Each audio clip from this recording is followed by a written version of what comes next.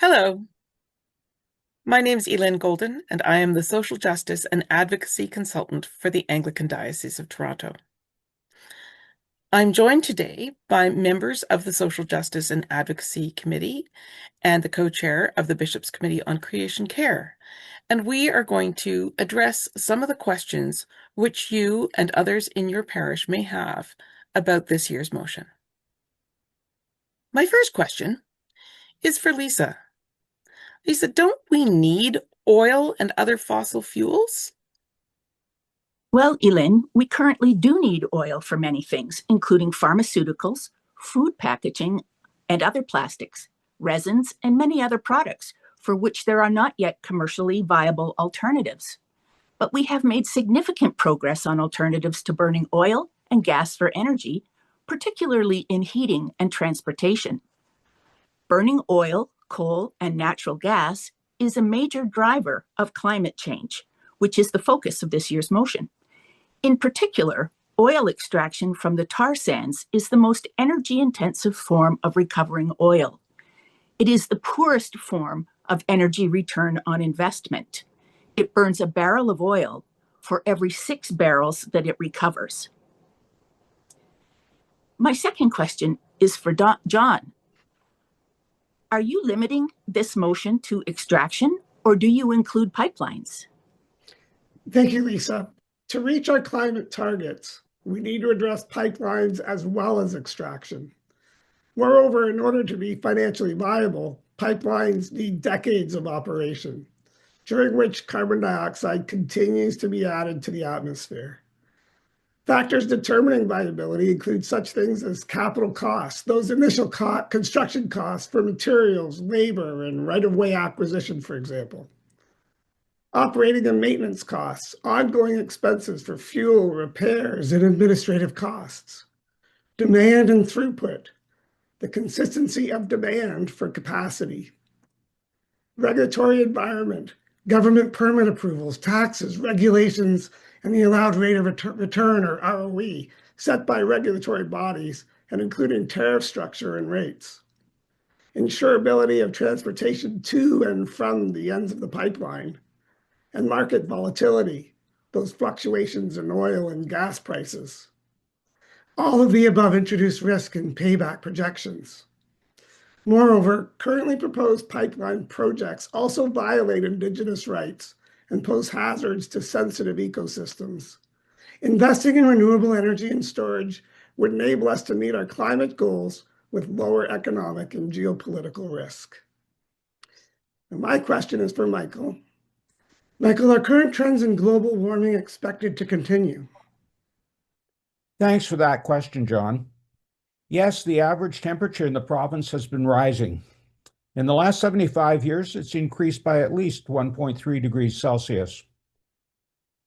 By 2050, 24 years from now, Ontario's average annual temperature is projected to increase by somewhere between 2.5 and almost 4 degrees Celsius. Now, cold snaps like the one we experienced in late January still happen, but some scientists believe that the climate change contributed to those by disrupting the polar vortex, driving the colder temperatures south. Despite the cold snaps, average temperatures continue to rise.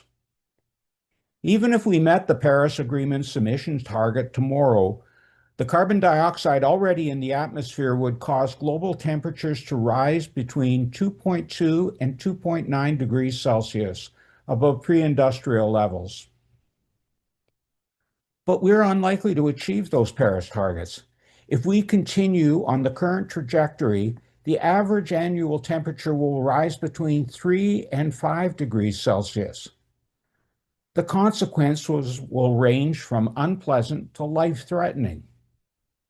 The forest fires, floods, droughts, and extreme heat of the past year, locally and in the rest of Canada, are signs of things to come. In 2025, smoke from forest fires reached Toronto and cities in the US, affecting air quality and posing health risks to vulnerable individuals. In our own diocese, forest fires threatened homes, lives, and livelihoods in Haliburton and the Kawarthas. People who worked outside suffered heat stroke, and in some cases, they were forced to stop working for their own safety. For people without access to air conditioning, extreme heat threatened their lives. Increasing average temperatures also increased the range of invasive species, such as the ticks carrying Lyme disease. Climate change is a global, national, and local phenomenon with many risks that cannot be isolated. To be good neighbors to those in our own communities and around the globe, we must address these risks. Now, I have a question for Lorna. Even if Canada achieves our carbon emissions targets, we're only a small part of the world's production of carbon dioxide. What difference does our contribution make? Thank you for asking that, Michael. The difference we make is only a small part of the answer. We have a duty of care that arises from our baptismal covenant when we say that we will strive to safeguard the integrity of God's creation and respect, sustain, and renew the life of the earth. This vow is independent of the statistics. Canada's contribution to global warming is greater than we might think. Canada is the fourth largest fossil fuel producer on the planet, with the second highest greenhouse gas emissions per capita and the 11th highest overall. Our actions, therefore, have much greater impact on the world than our relatively small population would suggest. As Canadians, we have a responsibility and an opportunity to act within our borders to reduce emissions. We do not have the same levers of power in other countries. Through signing on to the Paris Accord in 2015, we have an obligation formed by our commitment to the planet and to its inhabitants that we have not lived up to. We have an opportunity to demonstrate leadership as a wealthy nation that voluntarily reduces the carbon emissions. And now I have a question for Elin. If this Vestry motion succeeds in persuading the government, won't a lot of people in the resource industry lose their jobs? What about our energy sovereignty? That's a good question, Lorna. Modeling from studies suggests that the transition to a low-carbon economy to meet Paris Agreement targets would still result in net job creation overall. This Vestry motion, first of all, does not suggest eliminating all extraction and refining jobs. As we mentioned earlier, Canada will continue to need oil extraction and refining for chemicals such as pharmaceuticals, cosmetics, food packaging, resins, refrigerants, and plastics. Petrochemicals are the basis of these products and are expected to remain so in the foreseeable future. It's also worth mentioning that these products contribute significantly lower greenhouse gas emissions than burning fossil fuels for energy. But the oil and gas industry does not provide as many Canadian jobs as is often assumed. Indeed, the Edmonton Journal recently reported that Alberta's oil and gas sector cut 10,000 jobs in 2025 during a time when production continued to increase. Over the same period, Alberta's overall employment was up 2.4%. This suggests that we shouldn't be looking to the fossil fuel industry as an assured source of future jobs, and that other sectors are already providing employment growth. Meanwhile, renewable energy is an increasingly growing sector of the Canadian economy. A 2021 projection of Canada's clean energy sector would see its GDP reaching $107 billion by 2030, with 600,000 jobs. Renewable energy jobs in Alberta are set to increase 164% between 2021 and 2030, the greatest increase of any province in Canada. While Saskatchewan will also see clean energy jobs double, offsetting job losses in the oil and gas sector. Nor do we need oil and gas pipelines to defend Canadian sovereignty.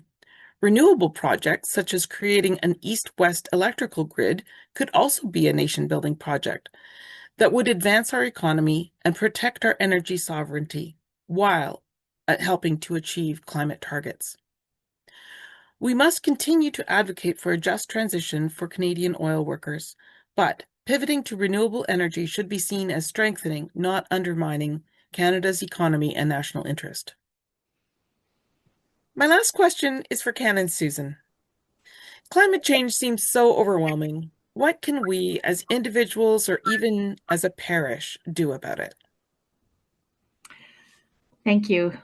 Well, the situation is critical, but we still have the opportunity and the duty to act. Every degree, every tenth of a degree of global warming avoided makes a difference to our planet, to the creatures we share it with, and with the whole human family, including our children and our grandchildren. And so we must resist the paralysis of despair. There's quite a lot we can do, both as individuals and as parishes. We can write to federal officials using the template letter that's on the diocesan website. Perhaps a small group of you could ask for a meeting with your MP to relay your concerns. You can talk about climate change as a parish. Talk about it with your friends, your neighbors, your relatives. Join a local advocacy or conservation organization and work to address climate impacts in the place where you live. There are lots of ways you can reduce your personal carbon footprint through saving energy, shifting your consumption habits, and cutting down on food and textile waste. Do a walkthrough audit of your home, your parish buildings. See where you can save energy. If it's time to replace your heating or cooling system, look for more climate-friendly alternatives, getting a heat pump that can both do the cooling and the heating. Depending on your situation, there may even be government rebates available to offset the costs of these new initiatives. And an initiative that's really close to my own heart is the Communion Forest movement in the Anglican Communion, a global movement to plant, restore, and protect native ecosystems. Several local conservation organizations have programs to support individuals and organizations like churches plant and nurture native trees and shrubs on their properties. Planting native trees helps mitigate climate impacts, provides biodiversity habitat, and it's a tangible expression of our commitment in our baptismal promises to respect, sustain, and renew the life of the earth. God calls us to care for creation and to care for our neighbors, our human and non-human neighbors. God gives us the will and the strength to do so, to live our lives in creation-informed, Christ-centered discipleship. Thank you so much, Susan. And thank you also to Michael, John, Lorna, Lisa, and all the members of the Social Justice and Advocacy Committee and the Bishop's Committee on Creation Care who have helped in this year's Vestry motion and resources. You can find all our resources on the diocesan website at www.toronto.anglican.ca/Vestry-motion. Remember, parishes are free to adapt the Vestry motion as they see fit. We simply ask that you send us the wording of whatever you passed by email to me at egoulden@toronto.anglican.ca. Thank you, and God bless.